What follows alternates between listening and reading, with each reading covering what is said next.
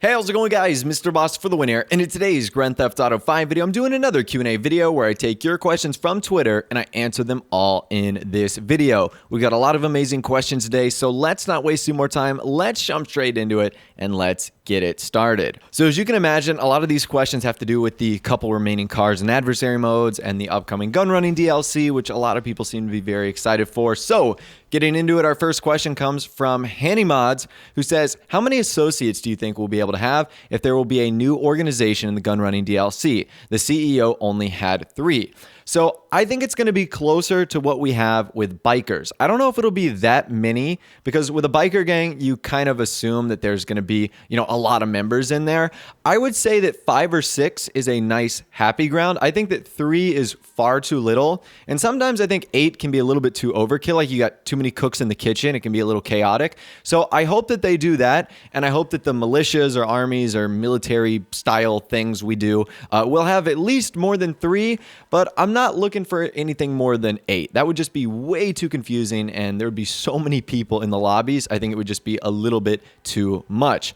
Moving on, we have a question from Harley Hughes, who says, do you think we will get any civilian cars in the Gunrunning DLC? Yes, absolutely. We've kind of seen something like that from Rockstar in the past with the San Andreas Flight School. Now, this is an update that was all about aerial vehicles. I think we got the Swift, the Bezra, a couple of other big jets. However, they still included one car. I think it was the classic Corvette Stingray. So I would imagine that Rockstar would do the same thing here. Maybe they introduce a couple vehicles like a Patriot Retro or a Canis Mesa Retro, like an old school style Jeep. Those are more civilian cars too. I could also see some classic muscle cars, maybe like the Dominator Classic, like a fastback Mustang. That would be pretty cool as well. I think that the majority of the vehicles will be military themed, will probably be Pegasus, armored, militarized, weaponized in some way, shape, or form. But I definitely think we'll have at least a nice handful of regular civilian cars that we'll get in the Gunrunning DLC as well. I don't think Rockstar would just completely not include those in this update. Now, speaking of those vehicles, our next question comes from King Clyde, who says, do you think the Gunrunning DLC will have overpowered vehicles? Yes, I do, Clyde. I think there's going to be a ton of overpowered vehicles, whether it's new jets or helicopters or, land vehicles. But I do think there's going to be some weapons or some new features that will allow us to counteract those overpowered vehicles. So one weapon that would work really well would be the railgun. That thing is like an instant jet destroyer. So if Rockstar added that into the game, it could counterbalance like Hydras and stuff like that. I'm also thinking that Rockstar could add like an anti-air vehicle, like a mobile SAM unit or mobile SAM missile system.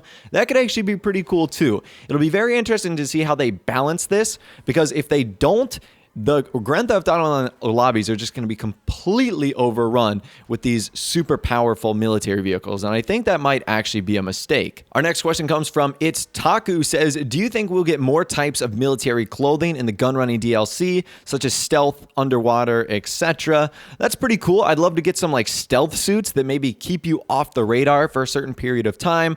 Underwater wetsuits would be pretty cool, especially if we have to do a mission like that. But I think there's just going to be a bunch of general awesome clothing and accessories in this update. I'd like to see more military gear, accessories such as armbands or dog tags or cool military style hats. That would be awesome. I'd love to see haircuts and tattoos as well. A whole bunch of features that could be awesome that would go really nicely with the new vehicles, hopefully the new guns, and so much more. So yeah, I do think there's going to be some awesome new clothing, and I really do think it's going to be an amazing, amazing update. Moving on, we have a question from Samuel, who says, how much would the military base be on the update Gunrunning DLC? So I think Samuel is trying to say, how much money are the bunkers going to cost? And believe it or not, this is the first time I've actually asked myself this question. I've been so focused on what would the bunkers allow us to do and where they would be located that I completely forgot that we would have to be buying these. Now, if they're anything like the CEO and the MC clubhouses,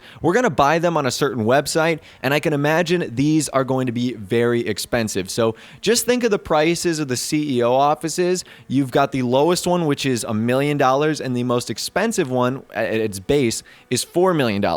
And I think that these are going to be more expensive. Now, by how much more, I don't know. I I would say the range is probably going to be from like $2 million to $6 million. And it'll be interesting to see if there's like a size difference, like if there's small, medium, or large, or like with the CEO office, if the only thing is its location on the map in the view you get out of the office, just like how the Maze Bank Tower is different from Maze Bank West and Arcadius, etc. So I definitely think they're going to be a lot of money. 2 to 6 million is my prediction when it's all said and done in terms of upgrading them. So yeah, they're going to be a big part of this update, as they're likely going to allow you to start the military missions and so much more. All right, moving on, we have a question from Charlie who says, with the last unreleased vehicle, the Turismo, coming out on Tuesday, will the returning players content be out soon after? So yes, in case you guys didn't know, it looks as if on Tuesday the Turismo is going to be coming out, and I don't know if anything else is going to be releasing with the Turismo, like a new adversary mode or another vehicle, but yeah, I do think that the returning player content will be here soon, and I think most people are interested in the Duke of Death. They really want to know when that's coming out. I think it's going to be the following Tuesday, so not the one that's happening in 2 days on April 4th, but it would be the week after that on April 11th is when we would see the returning player bonus content and maybe some other things. Rockstar's got like 2 or 3 adversary modes left, and that'll be pretty exciting. And I'm really interested to get that Duke of Death into online. The only thing I'm worried about is entire lobbies filling up with only Duke of Deaths and how crazy that would be. But I guess it would sort of get us prepared for the military update. So that right there is pretty cool. Our next question comes from Elite Gamer, who says, will Rockstar fix the problem with the steering on the Infernus Classic? So it's not only the Infernus, it's other vehicles too, like the 811, the Pagale, etc. Yes, Rockstar is aware of the problem, but I'm not sure if this is something that can only be fixed in a new DLC, or if this is something they could do via like background scripts or tunables or something like that. I'm really not too sure. I don't know the full details of that. It'll be interesting to see how long this takes Rockstar to fix, because it's a huge issue affecting tons of vehicles, ones that I use every single day. So hopefully it is soon, but Rockstar is at least aware of the problem, so that's good news. Our next question comes from Omer, who says, do you think we'll be able to upgrade and customize Pegasus vehicles in the gun running update? I sure hope so, Omer. I feel like this would be the most wasted opportunity of all time if that's not the case. I mean, this update is likely going to be 70% Pegasus vehicles, and if we can't customize them or at least tailor them in a way, I think, like I said, that's going to be a huge wasted opportunity. I thought with Executives and Other Criminals and the High Life update and even Ill-Gotten Gains, Rockstar lost their chance to add something like mansion properties into the game. So I don't want them to do the same thing here, where they miss a perfect opportunity that would just make so much sense to customize, at least at a minimum degree, like paints or something like that, to the Pegasus vehicle. So I hope that indeed is the case. Moving on, we have a question from Ross Duncan, who says, do you think Rockstar added special vehicles races so people don't get bored of GTA so they can work on bigger updates like Gunrunning? Yeah, this special vehicle circuit was a filler DLC. It was a bridge DLC, 100%. I mean, if you think about it, only these 4 new cars in the adversary modes and the 20 stunt tracks. Now, don't get me wrong, Rockstar probably put a lot of work into that, but most of the work was already done. You know, most of the pieces from Cunning Stunts were used to make the tracks. There was only a couple new props.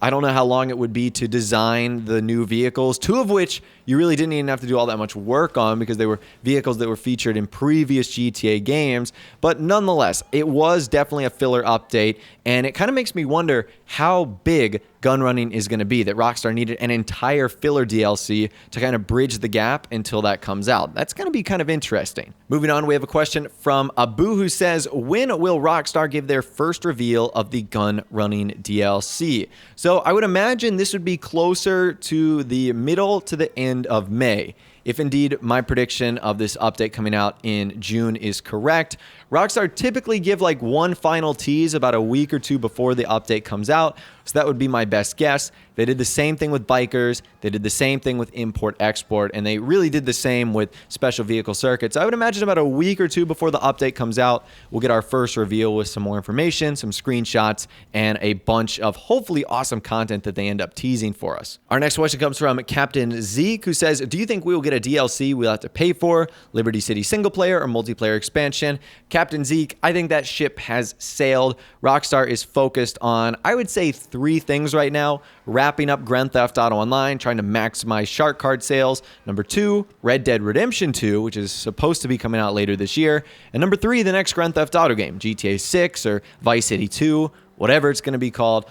I don't think they have plans to focus on expanding GTA 5 when it's already at this point almost 4 years out. I think it would be foolish of them. I think they're going to save their resources for the next GTA game, hopefully making it bigger and even better than GTA 5. Our next question comes from Soccer Person 1, who says, do you think we'll see more classic cars after the Gunrunning DLC? There's a good chance that we could see stuff like that. I think Rockstar like to dip their toe with things. So if you go back to January 2016, when Rockstar added the Banshee and the Sultan into Benny's, we thought for the longest time that was going to be the only 2 vehicles. Well, come to import-export, we've got so many other similar type race cars in there.